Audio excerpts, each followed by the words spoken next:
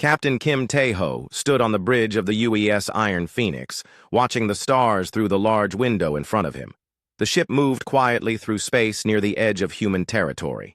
It was a normal patrol day, nothing special happening. The crew did their usual jobs while the ship's computers watched for any problems. Kim Tae-ho was 42 years old and had been captain for 8 years. He was not very tall but had strong shoulders and calm eyes. His black hair was getting gray at the sides. The crew liked him because he stayed cool when things got bad and always listened to their ideas. The Iron Phoenix was a good ship. It was about 600 meters long and looked like a gray metal shark. The humans built it to fight if needed, but also to explore new places. Most alien races would think it looked scary, but Kim Tae-ho thought it was beautiful. Park Ji-woo sat at the weapon station. She was 35 years old with short black hair and quick hands. She had been in the Space Navy for 15 years and could fire any weapon better than most people. Right now, she was reading a book on her small screen while keeping one eye on the weapon systems. "Captain," said Choi Dong-min from the communications desk. He was 28 years old and very good with languages and computer systems. His job was to talk to other ships and listen for messages from Earth. "I'm getting some strange signals from the edge of our sensors." Kim Tae-ho walked over to look at Dong-min's screen. The young man pointed at some moving dots. 3 ships. "Sir, they're not human ships. The computer doesn't know what they are." "How far away?" Kim Tae-ho asked. "About 50,000 kilometers and getting closer," Dong-min said. "They're moving fast, but they're slowing down now." Lee Soo-jin looked up from her engineering station. She was 39 years old and knew everything about how the ship worked. Her hands were always a little dirty from fixing things, and she liked it that way. "Captain, should I get the main systems ready?" "Not yet," Kim Tae-ho said. "Let's see what they want first. Dong-min, can you talk to them?" Dong-min worked on his computer for a few minutes. "I'm trying, sir. Their language is new, but the computer is learning fast. I think... Yes, I can understand some of it now." The alien ships got closer. They were long and thin like silver arrows with blue lights. They moved in a perfect triangle formation. Kim Tae-ho had never seen ships like these before. "They're calling us," Dong-min said. "They want us to stop and I think they want to look at our ship." "Look at our ship?" Park Ji-woo said. "What does that mean?" "They want to scan us," Lee Soo-jin said. She understood technology better than anyone. "They want to see what weapons we have and how strong our shields are." Kim Tae-ho thought about this. The alien ships were beautiful, but they also looked dangerous. Their weapons were powered up, ready to shoot, but they hadn't fired yet, so maybe they just wanted to be careful. "Sir," Dong-min said, "they're sending another message. They say they are from the Velkan Empire. They say this is their space and we have to leave or surrender."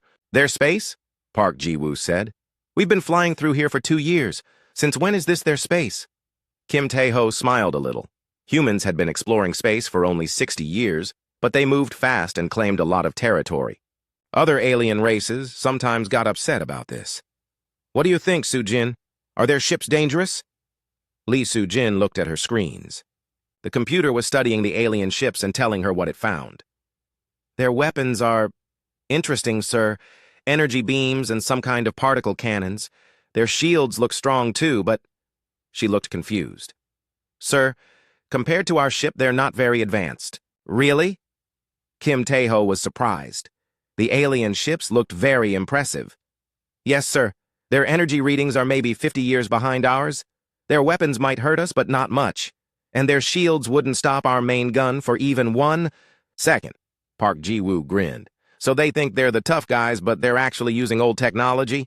"That's right," Lee Soo-jin said. "It's like, imagine someone with an old pistol trying to fight someone with a rocket launcher." The alien ships moved closer. They were only 10,000 kilometers away now. Kim Tae-ho could see them clearly on the main screen. They really were beautiful ships. But Lee Soo-jin was right. Their technology seemed old compared to human ships.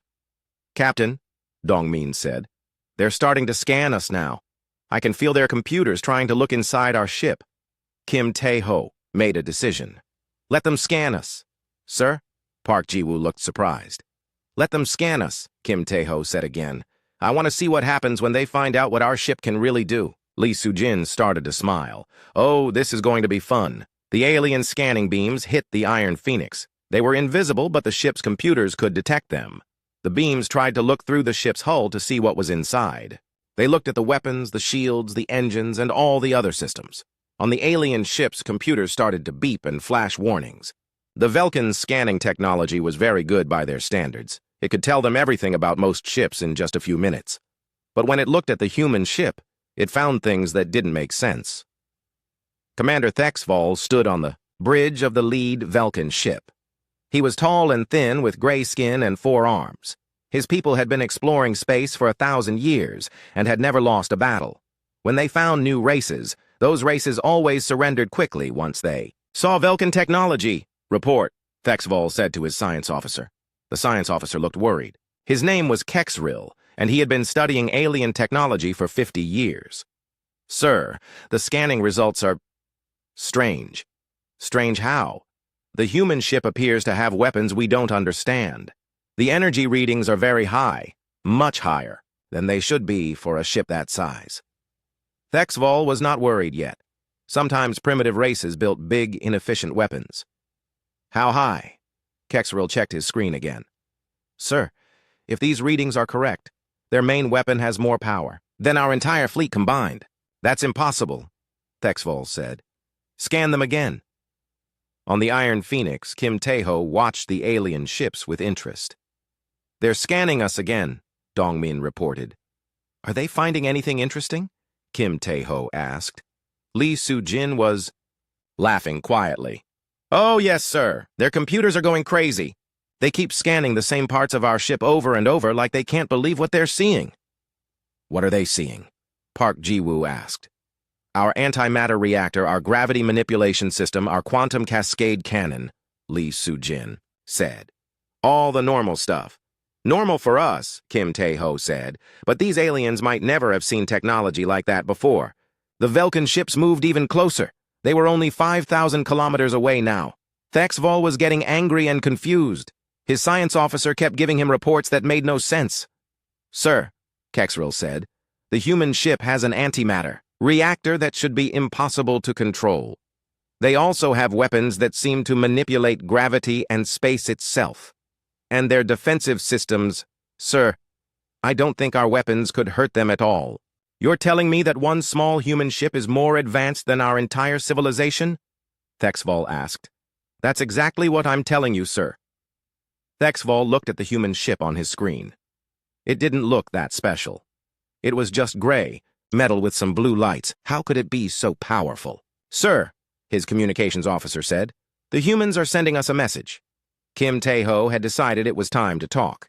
Dongmin, tell them we received their message about surrendering. Yes, sir. What should I say? Kim Tae-ho smiled. Tell them we appreciate their concern, but we're just passing through. Ask them if they need any help. Dongmin translated the message and sent it to the Velkin ships. When Thexval heard it, he couldn't believe what the humans had said. They were asking if the Velkins needed help. Did they not understand that they were outnumbered 3-1? But then Thexval looked at the scan results again.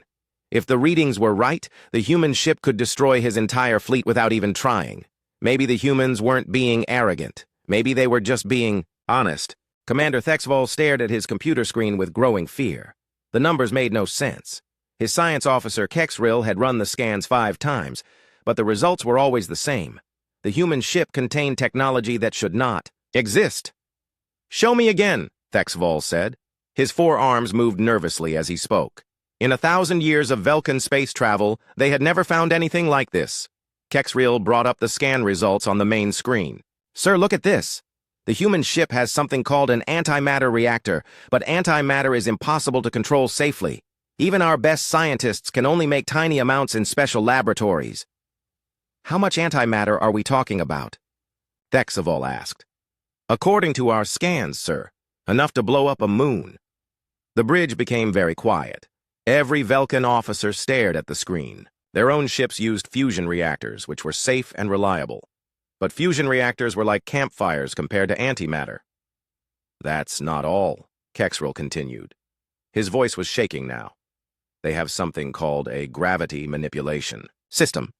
Sir, They can control gravity itself. Another officer spoke up. Control gravity? That's impossible. Gravity is a force of nature. You can't just control it. Tell that to the humans, Kexril said. Their ship can make gravity stronger or weaker anywhere around it. They can even make gravity go backwards. Thexval felt sick. The Velkan Empire was proud of their technology. They had energy shields, faster-than-light engines, and powerful weapons, but they had never even dreamed of controlling gravity. What about their weapons? Thexval asked, even though he was afraid to hear the answer. Kexril's hands shook as he changed the display. Their main weapon is called a quantum cascade cannon. Sir, I don't even understand how it works. It seems to fire pieces of space itself. Pieces of space? Yes, sir. It breaks space apart and shoots the broken pieces at targets. When those pieces hit something, they erase it from existence.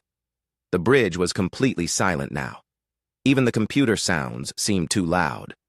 How powerful is this weapon? Thexval asked quietly. Sir, if they fired it at full power, it could crack a planet in half. On the Iron Phoenix, Kim Tae-ho was having much more fun. He could see that the alien ships had stopped moving. They were just floating in space, scanning his ship over and over. They seem very interested in us, Park Ji-woo said. She was still at her weapons station, but she wasn't worried. The alien ships were no threat to them. Can you blame them? Lee Soo-jin said. They probably think our technology is magic. Is our technology that advanced? Choi Dong-min asked. He was young and sometimes forgot how special human ships were. Lee Soo-jin laughed. Dong-min, these aliens are using technology that humans used 50 years ago. Their best weapons are like toys compared to ours. Kim Tae-ho nodded. Humans had developed very fast. Maybe too fast. They discovered antimatter by accident while trying to make better fuel. They learned to control gravity while trying to build better engines. And they made the quantum cascade cannon while trying to understand how space worked. Other races developed slowly and carefully. They tested everything for years before using it. Humans just built things and hoped they worked. Most of the time, human inventions exploded. But when they didn't explode, they were amazing. Sir, Dong-min said, the aliens are trying to talk to us again. What are they saying? Dong-min listened to his computer. They're asking, they want to know if our weapons readings are correct. Park Ji-woo grinned. They can't believe what they're seeing. Tell them the readings are correct, Kim Tae-ho said. But also tell them we're not looking for a fight. We're just passing through their space. Back on the Velkan ship, Thexval received the human message. The humans confirmed that their weapons were real. They really did have enough firepower to destroy planets. But they said they didn't want to fight. Sir, Kexril said, there's more. The scans are showing other weapons too. Other weapons? Thexval didn't think he could be more surprised. Yes, sir. They have something called quantum foam torpedoes and dark matter mines and... Sir, I don't know what this is, but they have something called a reality anchor. A reality anchor? I think it keeps space from changing around their ship. But why would you need that unless... Kexril stopped talking and looked scared. Unless what? Unless your other weapons are so powerful that they break space itself. Thexval sat down heavily. The Velkan Empire controlled 50 star systems. They had millions of soldiers and thousands of ships. They were one of the strongest powers in the galaxy. But one human ship could probably destroy their entire civilization. Sir, the communications officer said, we're getting reports from the other ships. Their crews are asking if we should retreat. Thexval didn't answer immediately. Retreat from one ship? The Velkan Empire had never retreated from anyone, but they had also never met anyone with weapons that could erase planets. On the Iron Phoenix, the crew was starting to understand what was happening. The aliens had expected to find a weak human ship that they could easily defeat. Instead, they found a ship that could destroy their entire fleet without even trying hard. I almost feel bad for them, Lee Soo-jin said. They came here thinking they were the tough guys. How tough are we compared to other aliens? Dong-min asked. Kim Tae-ho thought about this. Humans had met a few other alien races, but most contacts were peaceful.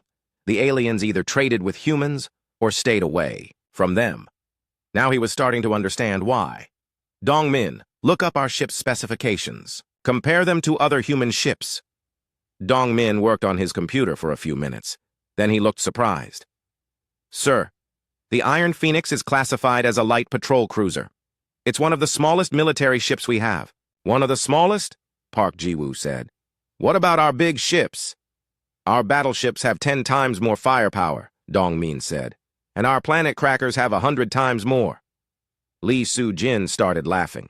So these aliens are scared of our little ship, and they don't even know about our big ones. Kim Tae-ho was starting to understand why humans didn't meet many hostile aliens. Any race that tried to fight humans would quickly realize they had made a huge mistake. Back on the Velkin ship, Kexril was still studying the scan results. He found something new that made him even more worried. Sir, he said to Thexval, I found something else. The human ship has markings that say UES Iron Phoenix Light Patrol Cruiser. Light Patrol Cruiser? What does that mean? Sir, I think it means this is one of their small ships. Thexval felt like the floor had disappeared under his feet. If this monster was a small human ship, what did their big ships look like? Sir, another officer said. Should we contact the High Command? Thexval nodded slowly. Yes. Tell them, we've made contact with the humans. Tell them we need to talk to our best diplomats. Diplomats, sir? Not more ships. No, Thexval said. More ships won't help. We need to make friends with these humans, not enemies. On the Iron Phoenix, Kim Tae-ho was getting a message from Earth Command. Admiral Shin Bo-ram appeared on his screen. She was 55 years old with gray hair and serious eyes. Captain Kim, she said, we're getting reports that you've made contact with a new alien race. Yes, Admiral. They call themselves the Velkin Empire. They seem surprised by our technology. Admiral Shin Bo-ram smiled a little. How surprised? They scanned our ship and now they're afraid to move. I see. Captain, be diplomatic. We don't want to start a war by accident. Yes, ma'am. But Admiral, I think they're more afraid of us than we are of them. That's usually how it goes, Admiral Shin Bo-ram said. Just remember, we want friends, not enemies. Earth Command out. Kim Tae-ho looked at his crew. They were all good people who wanted to explore space and meet new races, but their ship was so powerful that most aliens were too scared to be friends. Sir, Dong-min said, the aliens are sending another message. What do they say? They're asking if we would be willing to talk. They want to arrange a meeting between their commander and you. Kim Tae-ho thought about this. Maybe these Velkins were smarter than most aliens. Instead of trying to fight or running away, they wanted to talk. Tell them I would be happy to meet with their commander, Kim Tae-ho said, but make it clear that we're not here to conquer anyone. We're just passing through. Thexval received the message and felt a little better. The humans were willing to talk, and they said they weren't conquerors. Maybe his empire could survive this meeting after all. But first, he had to figure out how to talk to beings who could destroy planets as easily as he could swat a fly. Captain Kim Tae-ho decided that the Velkin aliens needed to understand what they were dealing with. The scan results had scared them, but numbers on a screen were different from seeing real power. He wanted to be friendly, but he also wanted to make sure there were no misunderstandings. Soo-jin, he said to his engineer, bring our exotic matter reactor to 20% power, just enough to show them what we can do. Lee Soo-jin grinned and started working on her controls. Yes, sir. This should be interesting. The exotic matter reactor was one of humanity's strangest inventions. Normal matter had positive energy. Antimatter had negative energy. But exotic matter had impossible energy that bent the rules of physics. Humans discovered it by accident while trying to make faster engines. Most scientists said exotic matter shouldn't exist, but humans built reactors with it anyway. As Lee Soo-jin brought the reactor online, space around the Iron Phoenix began to change. The ship didn't move, but the space itself started to ripple, like water. Stars in the distance looked like they were bending and twisting. On the Velkin ships, every alarm started going off at once. The space around the human ship was doing things that violated every law of physics the Velkins knew. What's happening? Thexval shouted over the noise. Kexril was staring at his instruments with his mouth open. Sir, they're generating gravitational waves, massive ones. The space around their ship it's folding. Folding? Yes, sir. They're bending space like it's made of cloth. The gravitational waves hit the Velkin ships like ocean waves hitting small boats. The ships started shaking and spinning. Their navigation systems couldn't figure out which direction was up. The computer displays showed impossible readings. "Emergency power to navigation," Thexval ordered. But it didn't help. The human ship was creating so much gravitational distortion that normal navigation was impossible. On the Iron Phoenix, the crew watched the alien ships spinning helplessly. "Maybe we should turn the power down a little," Dongmin said. He looked worried. "We don't want to hurt them." "They're fine," Li Sujin said. "Their ships are strong enough to handle a little gravity wave. I'm just giving them a gentle demonstration." Park Ji-woo was watching her weapons display. "Sir, should I show them our weapons too?" Kim Tae-ho thought about this. The aliens were already scared by the reactor. But maybe they needed to see the weapons to understand that fighting was a very bad idea. "Yes, but don't fire anything. Just power them up so their scanners can get a good look." Park Ji-woo's eyes lit up. She loved the ship's weapons, even though she hoped she would never have to use them. "Yes, sir." "Which ones?" "Start with the quantum cascade cannon." Park Ji-woo began the power-up sequence for the main gun. The quantum cascade cannon was mounted along the spine of the ship. It was 30 meters long and looked like a crystal tube filled with swirling light. As the cannon charged up, it began to affect space around it. The weapon worked by tearing holes in reality and shooting the pieces at targets. Even charging it up created small tears in space that quickly healed themselves.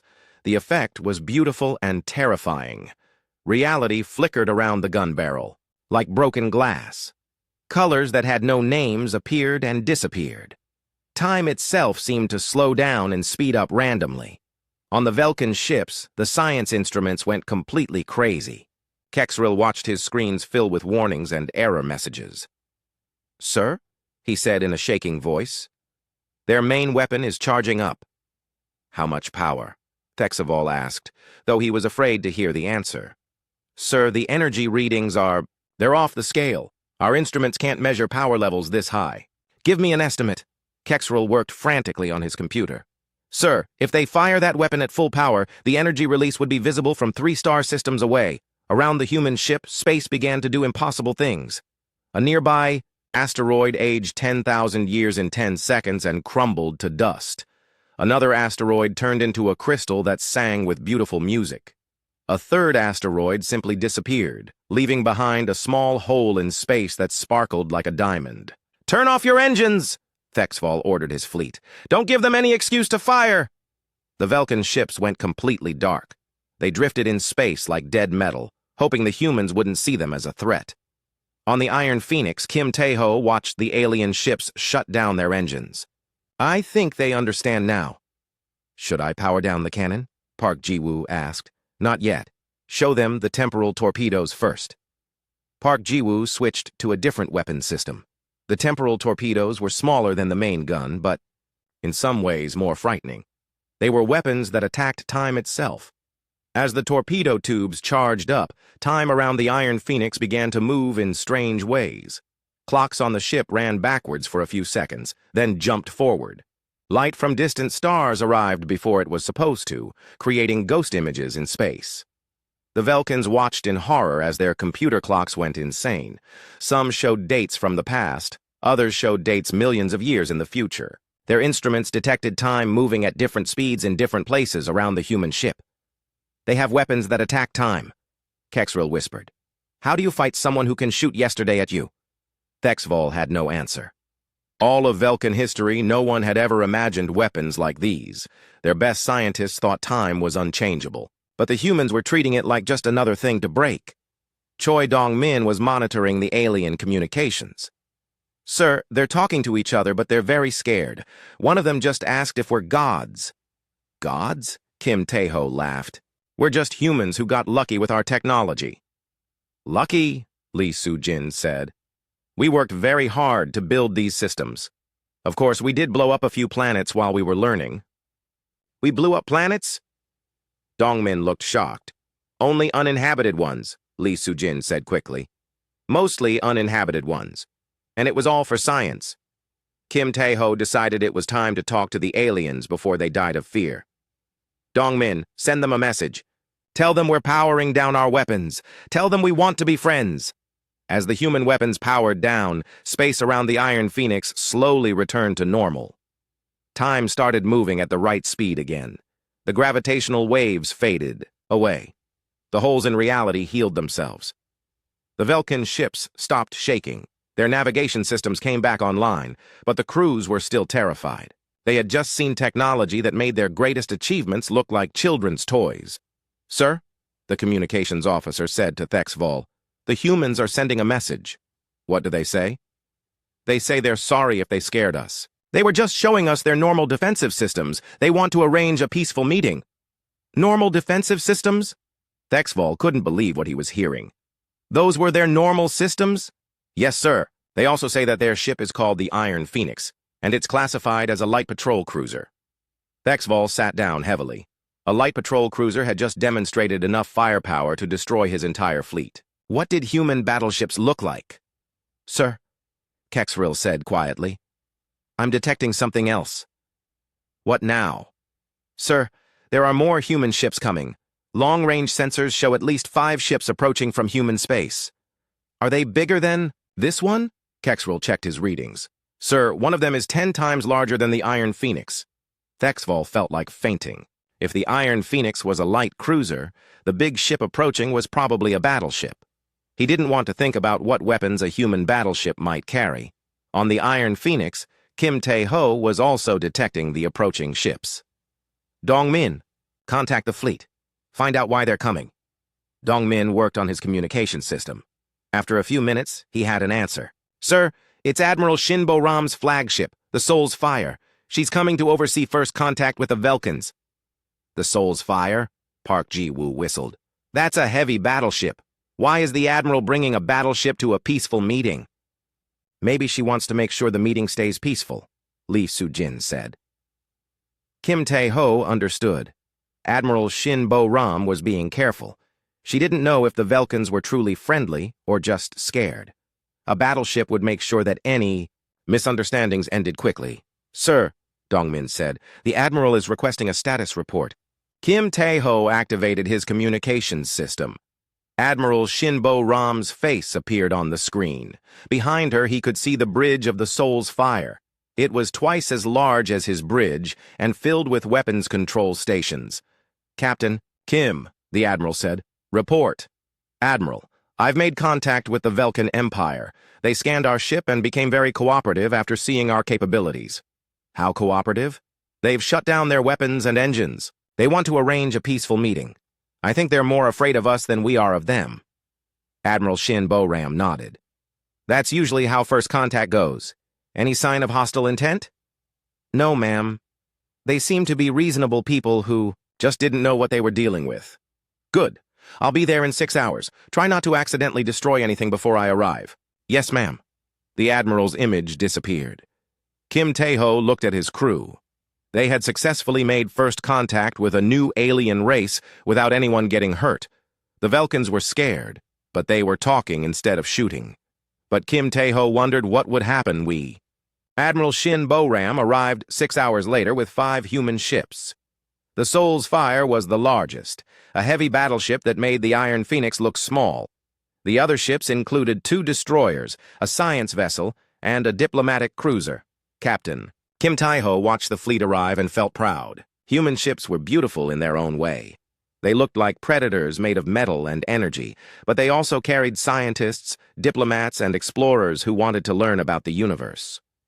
Commander Thexval watched the human fleet through his own screens and felt sick. The battleship Soul's Fire was 3 times larger than his flagship. Its weapon systems made the Iron Phoenix look peaceful. And the humans had sent 5 ships to what they probably considered a routine diplomatic meeting. "Sir," Kexrill said quietly, "our scanners can't even penetrate the battleship's hull. Whatever armor they're using, it's beyond our understanding." "Don't scan them," Thexval ordered. "We don't want to seem threatening." Admiral Shinbo Ram contacted both the Iron Phoenix and the Velkin ships. Her message was simple and direct. She wanted to arrange a meeting between humans and Velkins on neutral ground. The Iron Phoenix would provide the meeting place. Captain Kim, the Admiral said over the communication system. "Prepare your ship for visitors. I want representatives from both sides to meet face to face." "Yes, Admiral. Should I prepare any special security measures?" "No, if these aliens wanted to hurt us, they would have tried already. And if they try anything now..." She looked at the weapons displays on her battleship. "Well, let's just say they won't try anything." Kim Tae-ho understood. The human fleet could destroy the Velkan ships in seconds if needed, but the Admiral hoped it wouldn't come to that. An hour later, Commander Thexavol's shuttle approached the Iron Phoenix. As his ship got closer, the Velkans could see the human vessel in detail for the first time. It was not what they expected. The docking bay was larger than it should be. The shuttle flew through an opening that seemed to be only 50 meters wide, but once inside, the bay was 200 meters across. The walls curved in impossible ways, creating more space than the ship's exterior should contain. "How is this possible?" asked Sub-Commander Velthar, Thexvol's security chief. "Folded space," Thexvol said quietly. "They've built rooms that exist in multiple dimensions at once." Dr. Yoon Ha-na met the Velkan visitors at the docking bay. She was 34 years old and had studied alien biology for 10 years. She was excited to meet a new species, but she tried to stay calm and professional. "Welcome aboard the Iron Phoenix," she said through the translation device. "I'm Dr. Yoon Ha-na, the ship's xenobiologist." Thexvol looked at her with his large, dark eyes. "You study alien life?" "Yes. I study how different species evolved and how they adapt to different environments. I'm very interested in learning about your people." As Dr. Yoon Ha-na led the Velkans through the ship, they saw more impossible technology. Corridors that were longer inside than outside. Windows that showed views from different parts of the ship at the same time. Gravity that pointed in whatever direction was most convenient. "How do you control gravity so precisely?" Velthar asked. "Oh, that's easy," Dr. Yoon Ha-na said. "We discovered how to manipulate gravitons about 30 years ago. It was an accident, really. We were trying to build better artificial gravity for our space stations." "An accident?" "Yes. We were experimenting with high-energy particle collisions. We accidentally created a tiny black hole in the laboratory. Instead of destroying the lab, we figured out how to control it. Now we use controlled black holes for all sorts of things." Thexvol stopped walking. "You created black holes by accident?" "Well, yes. Human science works that way. We try things and see what happens. Sometimes we blow things up, but sometimes we discover amazing new technology." "How many things have you blown up?" Velthar asked nervously. Dr. Yoon Ha-na thought about this. "Let me see. 3 planets, 2 moons, 1 small star, and about 50 space stations. But most of those explosions taught us important things about physics." The Velkans looked at each other with horror.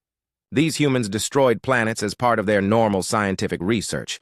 What kind of insane species did that? They reached the conference room, where Captain Kim Tae-ho was waiting with Admiral Shin Bo-ram. The Admiral was a small woman with gray hair and kind eyes, but the Velkans could sense the dangerous intelligence behind her friendly smile. "Commander Thexavol," Admiral Shin Bo-ram said, "thank you for coming. Please sit down. We have much to discuss." The conference room had a large table made of something that looked like crystal but felt warm to the touch. The chairs adjusted themselves automatically to fit different body shapes. Even the air seemed cleaner and more comfortable than normal. "Before we begin," Admiral Shin Bo-ram said, "I want to make something clear. Humanity does not want to fight with the Velkan Empire. We prefer to make friends and trade partners." That's very good to hear," Thexavol said. "But Admiral, your ships are very powerful. We scanned the Iron Phoenix and found weapons that could destroy our entire fleet." "Yes, the Iron Phoenix is well armed," the Admiral said calmly. "But Commander, it's also one of our smaller ships." Thexvol had been afraid she would say that. "How small?" Captain Kim Tae-ho answered. "The Iron Phoenix is a light patrol cruiser. We use ships like this for routine patrols and exploration." "Missions. What do your large ships carry?" Velthar asked, though he wasn't sure he wanted to know. Admiral Shin Bo-ram smiled. "The Soul's Fire is a heavy battleship. It carries weapons designed to fight entire fleets. Our largest ships are planet crackers, designed to break up dead worlds for mining." "Planet crackers?" Thexvol whispered. Oh yes, Dr. Yoon Hana said cheerfully. We need lots of raw materials for building new ships and space stations. It's much easier to break up a dead planet than to mine it slowly. Velkans were quiet for a long time. Finally, Thexvol spoke. How did your species develop such powerful technology? Dr. Yoon Ha-na was happy to explain. Human science is based on experimentation. We try new things even if they seem dangerous. Most alien species we've met are very careful. They test everything for years before using it. That sounds wise, Velthar said. Maybe, but it's also slow. Humans prefer to build something and see if it works. If it explodes, we learn from the explosion and build something better. But you said you destroyed planets, Thexvol said. How do you learn from destroying a planet? Well, when we accidentally destroyed our first planet, we learned that antimatter reactions can get out of control if you're not careful. When we destroyed the second planet, we learned how to contain antimatter properly. The third planet taught us about dimensional stability. Captain Kim Tae-ho decided to share more information. Commander, humanity discovered faster-than-light travel by accidentally tearing a hole in space. We didn't mean to do it, but once it happened, we studied the hole until we understood how to make more holes safely. You tore a hole in space? Thexvol couldn't believe what he was hearing. It was a very small hole, Admiral Shin Bo-ram said. Only about the size of a planet. It took us 6 months to figure out how to close it. Dr. Yoon Ha-na continued the story. The hole connected our solar system to a place called subspace. Subspace doesn't follow normal physics rules, so ships can travel faster than light there. We built special engines that can open small, controlled holes to enter subspace. What if you open a hole in the wrong place? Velthar asked. Then bad things happen, Dr. Yoon Ha-na said simply. We've learned to be more careful about where we open holes. Usually? Well, last year a research ship accidentally opened a hole inside a star. The star went supernova, but we evacuated the system first, so no one was hurt. Thexvol was beginning to understand why humans were so powerful. They weren't just willing to take risks. They were willing to take risks that would destroy entire solar systems. Any sane species would have stopped experimenting after the first planet exploded, but humans kept going until they mastered the forces that killed them.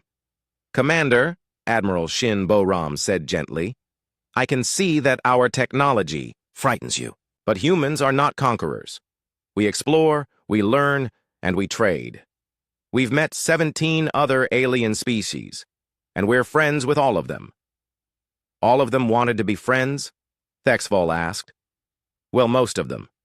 A few species tried to attack us at first, but they changed their minds quickly, Captain Kim Tae-ho explained. Humans prefer diplomacy to war. War is expensive and destructive.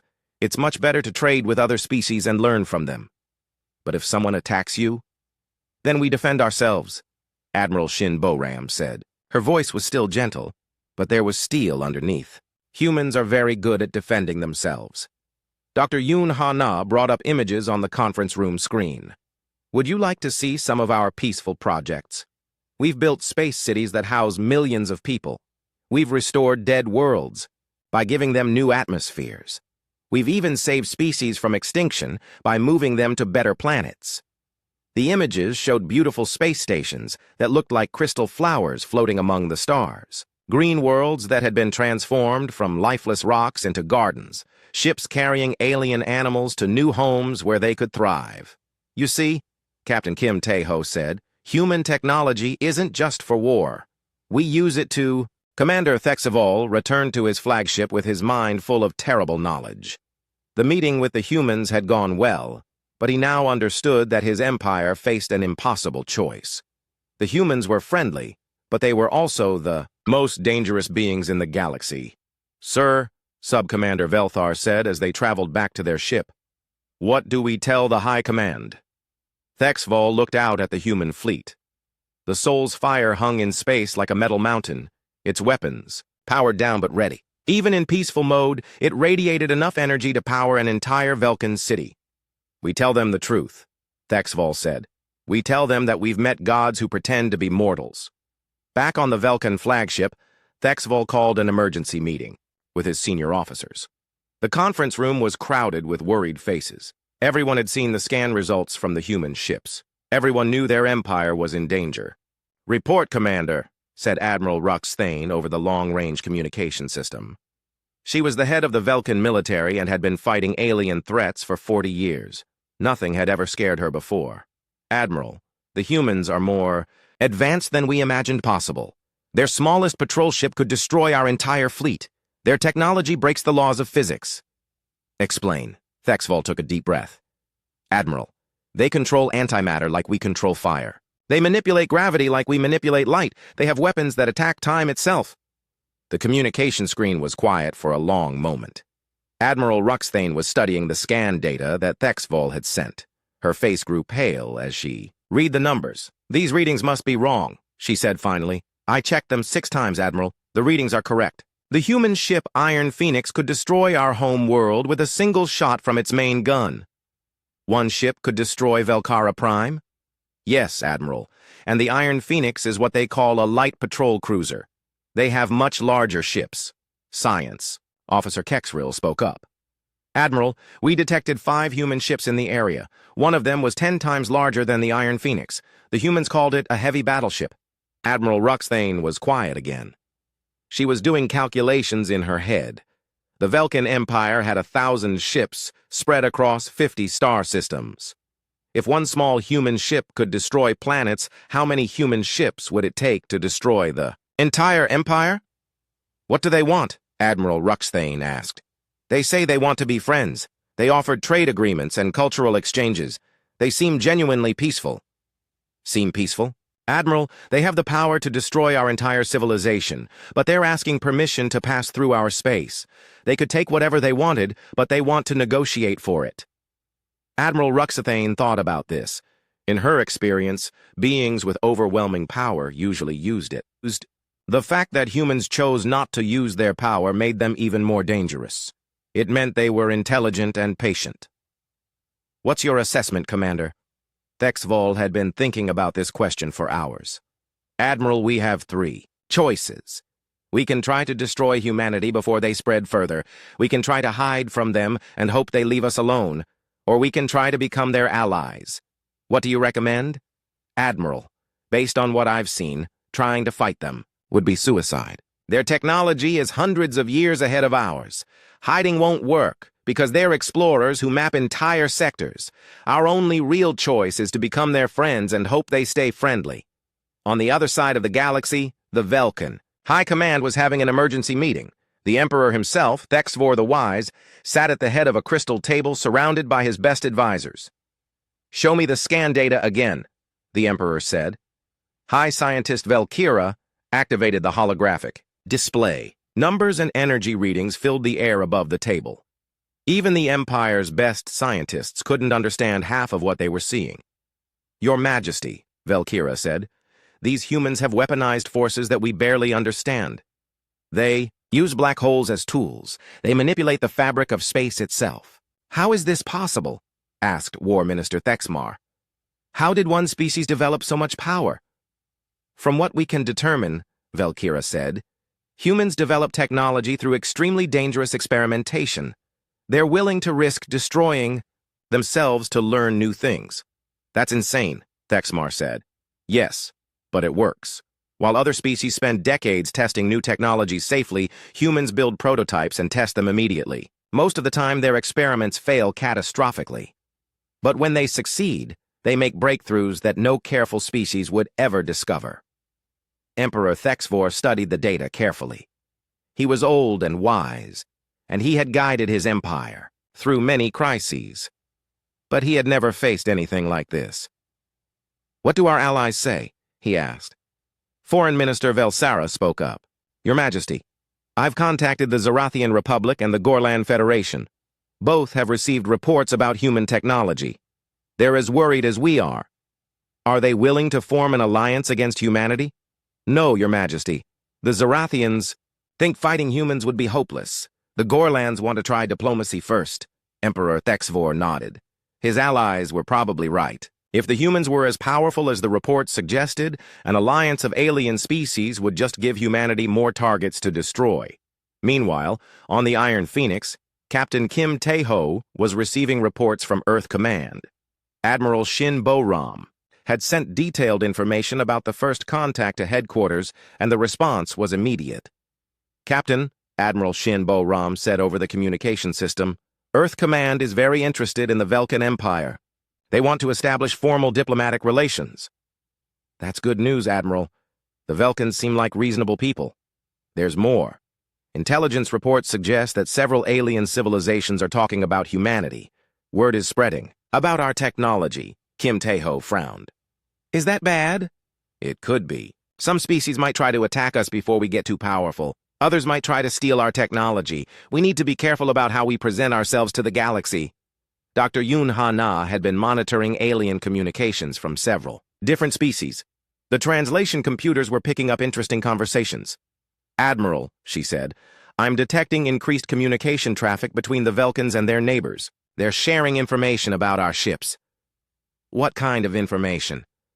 "Technical specifications, weapon capabilities, ship classifications. The Velkans are telling everyone that humans are extremely dangerous but apparently peaceful." Admiral Shin Bo-ram thought about this. "That might be good news. If other species know we're powerful, they might be more willing to negotiate instead of fight." On Velkara Prime, Emperor Thexvor made his decision.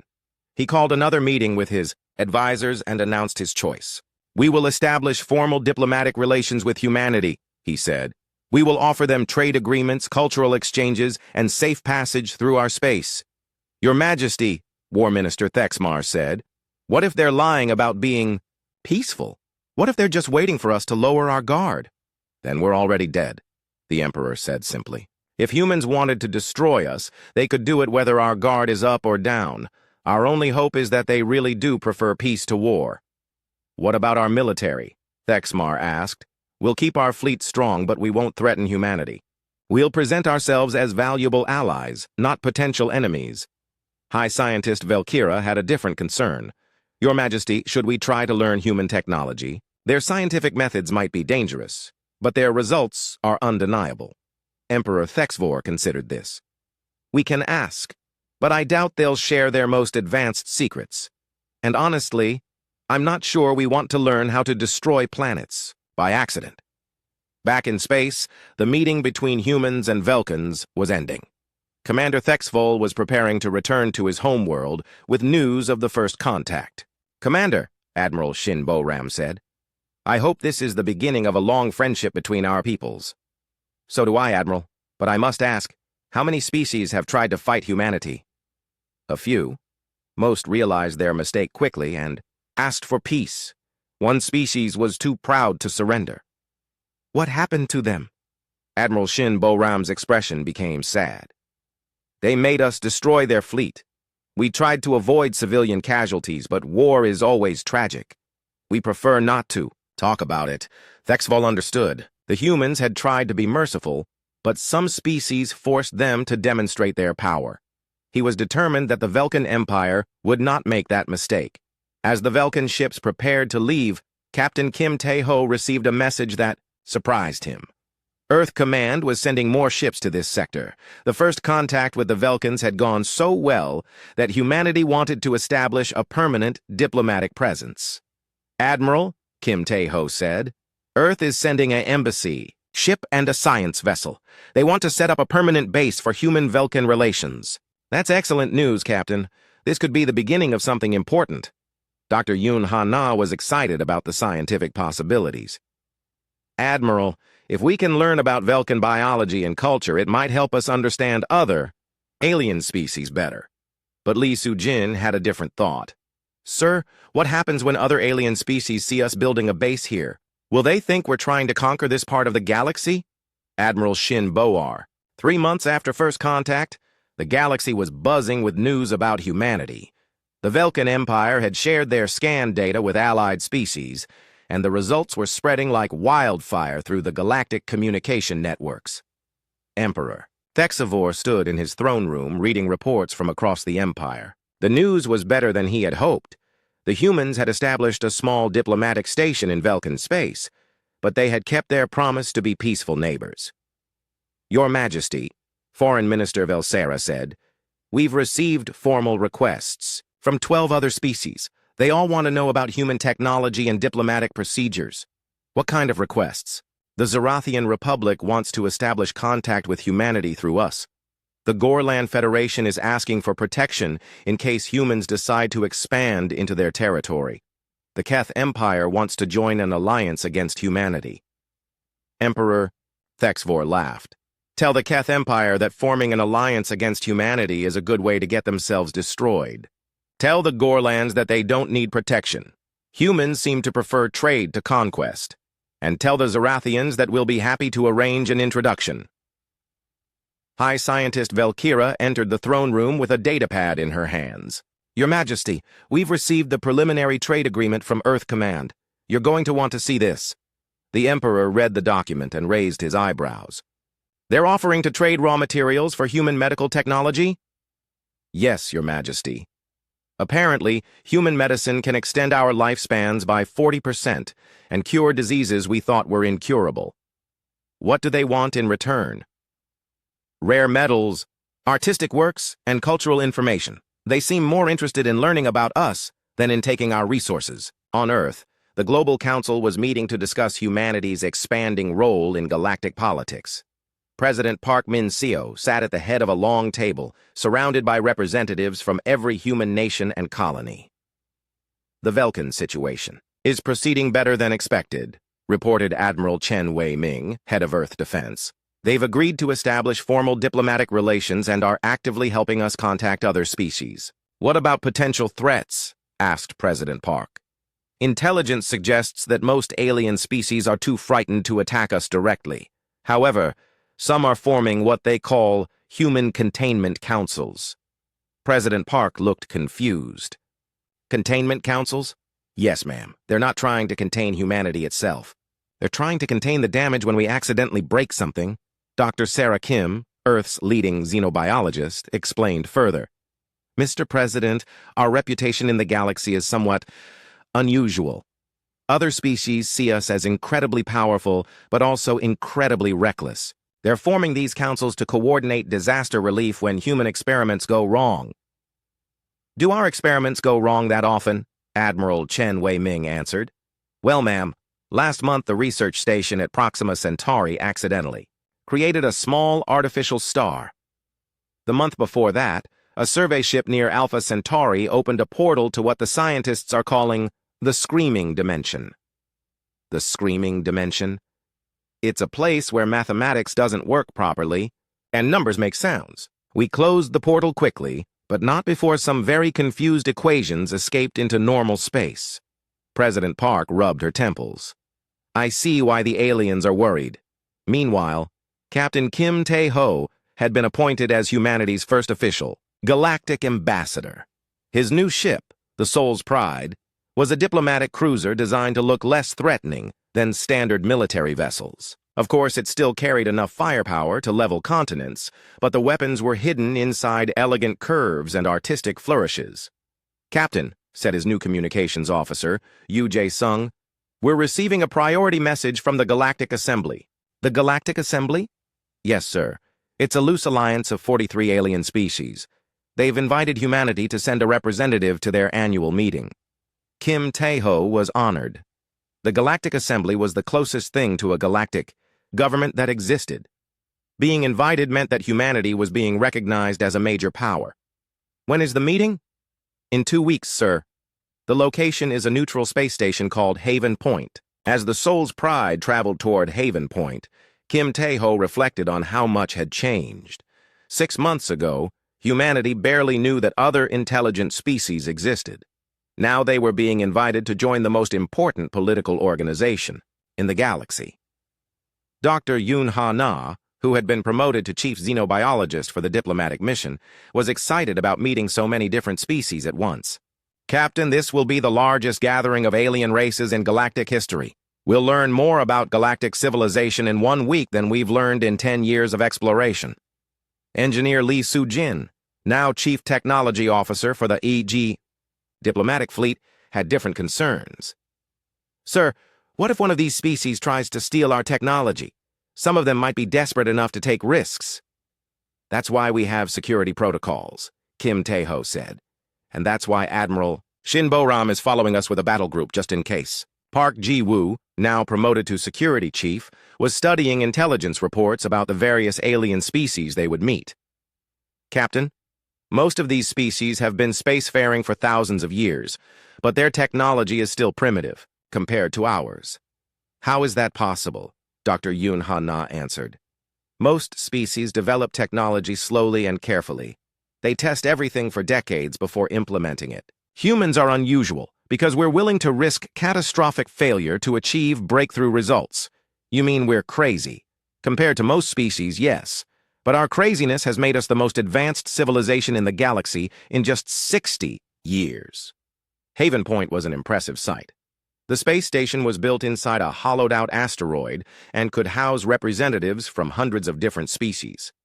As the Soul's Pride approached, Kim Tae-ho could see ships from dozens of alien civilizations docked at the station. "Captain," Yoo Jae-sung said, "Haven Point is requesting permission to scan our ship for security purposes."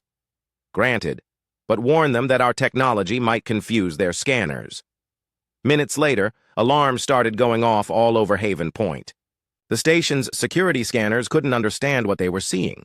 The Soul's Pride appeared to contain impossible technology that violated every known law of physics. "Captain," an alien voice said over the communication system, "this is Station Commander Velthos. Your ship is very impressive. We're having some difficulty with our security scans." "Commander Velthos, this is Captain Kim Tae-ho of Earth. We're happy to provide technical specifications for your security team." "That won't be necessary, Captain. We've received reports about human technology from the Velkan Empire. You're cleared to dock at Base 7.